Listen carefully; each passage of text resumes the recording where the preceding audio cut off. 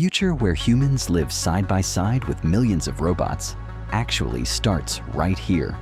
Figure AI's official account just gave us an inside look at building 2BotQ in San Jose, California. This is no longer just a small research lab. This is the massive next-generation assembly line for their latest creation, the Figure 03. Inside this ultra-sterile facility, we get to see exactly how every intricate detail of the Figure 03's anatomy comes together, from high-power joint actuators and highly precise mechanical fingers to advanced camera sensors embedded in its sleek, glossy black face.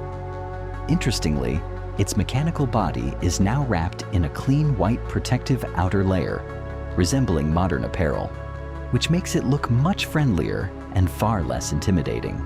But what's truly jaw-dropping is the sheer scale of production.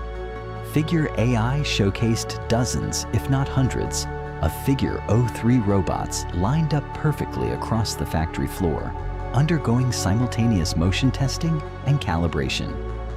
Their highly stable, synchronized steps prove that their position control technology is fully matured and ready to be deployed to various industries and commercial needs in massive volumes.